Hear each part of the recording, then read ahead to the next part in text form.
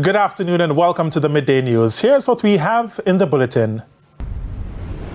Government no longer has to pay salaries of SSL workers. Minority leader in the An Municipal Corporation calls for firing of Poor Relief Committee members. And later in sports, Jamaica Tallawahs batter St. Lucia Kings in CPL playoffs. Thank you for joining us. I'm Shane Masters, and here are the details. We begin with news that Finance Minister Dr. Nigel Clark says the government is no longer required to provide support for the salaries of Stocks and Securities Limited SSL staff members. This as an insurance claim made by the temporary manager of SSL in April of this year to SSL's insurers in England has now been settled.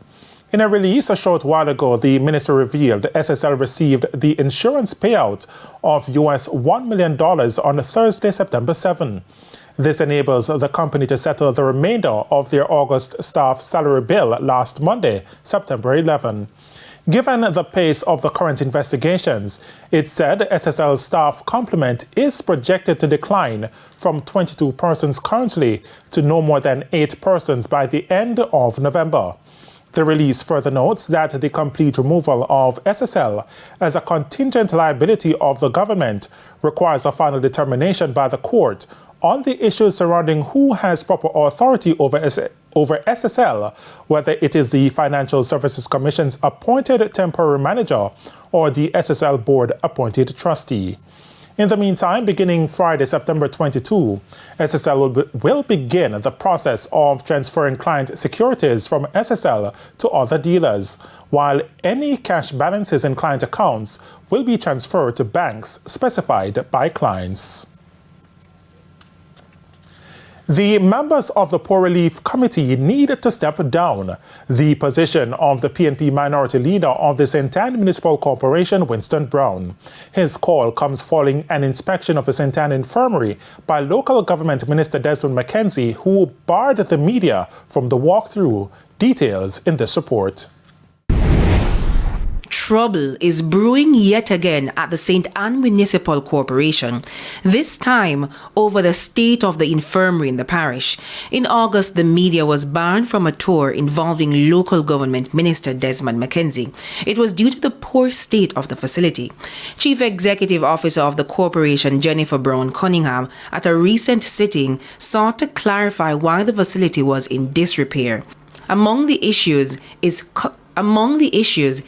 current location. When you have a property right on the seaside, your maintenance quadruples. And so it puts us in a position where if we would have normally spent 1, we have to spend 4. Strong.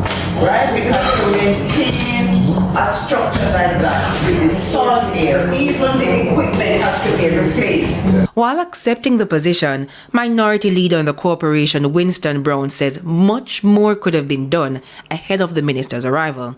He's placing the blame squarely at the feet of the Poor Relief Committee. We have a Poor Relief Committee who met on a monthly basis. And everybody tell me, Mr. Chairman, you are the one who appointed the committee. But they have never given you a report on the state of the infirmary. Mr. Chairman, I think you should ask them to step.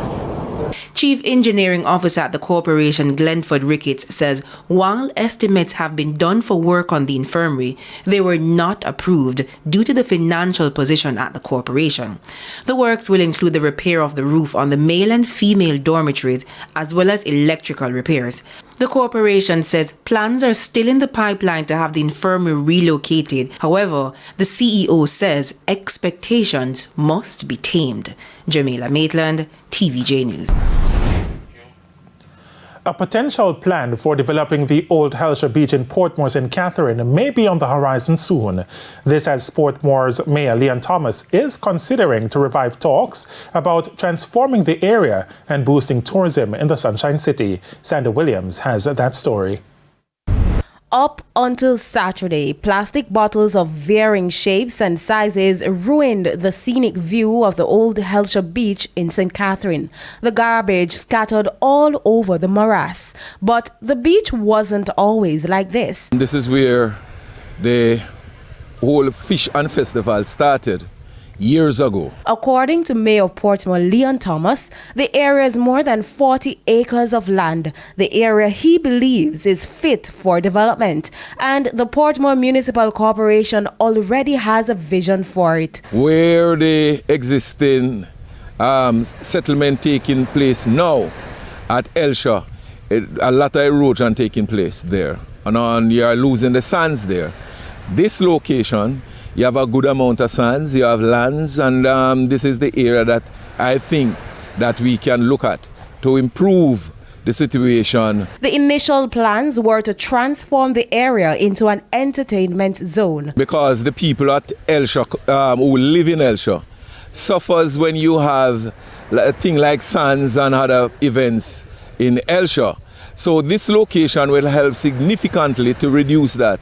Also, it will take away from the community that nice nuisance, because it is away from community, it is a far way in and a lot of land space. So this is the perfect area to have entertainment. However, due to the COVID-19 pandemic, talks about the development were aborted. But Mr. Thomas is not shelving the thought, as he believes such a move could drive the economy in the Sunshine City. We are going to put it back on the table, because we believe that this area is a very important area for tourism for Portmore. Sandy Williams, TVJ News.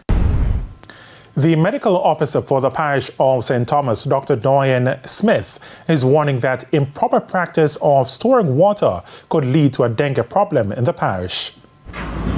At their monthly meeting on Thursday, the Mayor of Morant Bay, Hubert Williams, ranted about the access to potable water in the parish and the challenges with trucking the precious commodity to residents.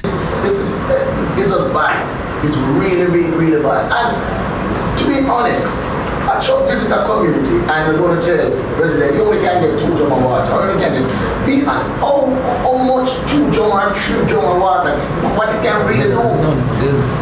The situation is bad. Mayor Williams says while it's necessary to truck water to the residents, there has to be a less costly way to get them the supplies. Trucking of water can't be really the answer for us. It's way more expensive. We have to invest in our infrastructure, our water infrastructure, so that our residents can have a good quality of life. There are also concerns about the care residents take when storing water, most of which are stored in drums. Medical doctor for the parish, Doyen Smith, says the improper storage can lead to the breeding of mosquitoes. For the parish, it is the drums that are the main focus of finding this breeding of the Aedes aegypti mosquito, and 82.3% of the breeding sites are from drums. The encouraging news, though, so far is that the parish is not at the stage where persons should worry about an outbreak of dengue. But the medical officer says the possibility of that happening is real. We have seen where the Aedes index for the parish is 13.3. Once it's over 5, we're at risk of having a lot of dengue transmission. And so everybody has to do their part. It can't be that we're doing all of these fogging adulticidal activities and it is that people are still breeding them.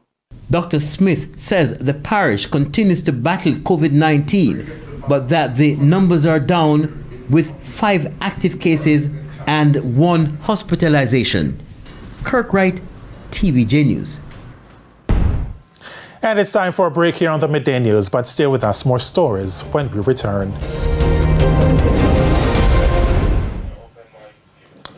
Welcome back to the Midday News. The National Solid Waste Management Authority in the Western Region is reporting numerous challenges in the collection of garbage, particularly for the months of July and August. As a result, the NSWMA says it was prevented from fully executing its solid waste mandate during that period. It also says the rainy weather conditions affected the collection of garbage in several communities. In July, we did 60 per loads, and those bulky waste came from the Norwood area, Flanker, Barretown, Dr. Chang Boulevard, Sun Valley Road, Anchovy. In August, we continued removing 80 per loads, and those were from the Portobello, White House, and again, Norwood area. We did some amount of, we removed some tires that were illegally disposed of in Torado Heights. Meanwhile, the NSWMA says work continues on the Charles Gordon Market twice per week. On Sundays, cleaning the waste as best as we can. We still have some challenges with the vendors. However, we do what we can there. For the retirement disposal site, the team continues to be vigilant. We continue to do our regular spreading and pushing, covering to prevent any form of fire. So far the dump is the disposal site is in a good condition. And it's now time for the Business Minute. NCB Financial Group Limited says the plans to raise additional capital through the stock market are in line with its capital and cost optimization strategy. The group says the proceeds will be used to reduce debt and interest expenses and bolster capital. Last week, NCB Financial Group announced plans for an additional public offering APO to issue up to 300 million new ordinary shares. NCBFG clarified that the funds it hopes to raise in the APO will not be used to pay dividends. Dividends are paid from the company's profit, and NCB says it hopes to be able to make these payouts soon. Further afield, social media site X, formerly Twitter, may soon charge users for using the platform. In a conversation with Israeli Prime Minister Benjamin Netanyahu, Elon Musk said a payment system was the only way to counter bots. It's unclear whether this was just an off-the-cuff comment or a signal of firmer plans that have yet to be announced. Since taking over Twitter last year, he has looked to incentivize users to pay for an enhanced service, which is now called X Premium. Although there is a clear financial interest for the company to charge users, Mr. Musk insisted that getting people to pay for the service is aimed at tackling bots. And that's it for the Business Minute. I'm Sandy Williams. Time now for the top regional and international stories. In the region, Antigua and Barbuda government says it is going ahead with plans to establishing a new regional airline, even as it acknowledged the move by other sub-regional countries to do so. LEAT 1974 is owned by the governments of Antigua and Barbuda, Barbados, Dominica, and St. Vincent and the Grenadines. Prime Minister Gaston Brown said his administration decided to pursue a new partner for the proposed LEAT 2020, which will be a new legal entity that will not assume any of the liabilities of LEAT 1974.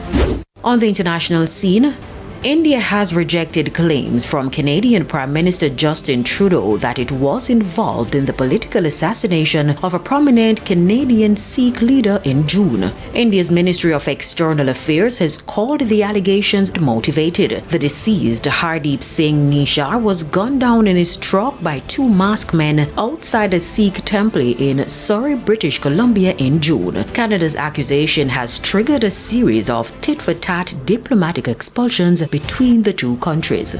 And Azerbaijan's defense ministry says it has begun anti-terrorist operations in areas of Nagorno-Karabakh under Armenian control. Tensions have been high for months surrounding the breakaway ethnic Armenian enclave recognized internationally as part of Azerbaijan. 11 Azerbaijani police and civilians have been reported killed in mine blast and other incident. And those are the top regional and international stories.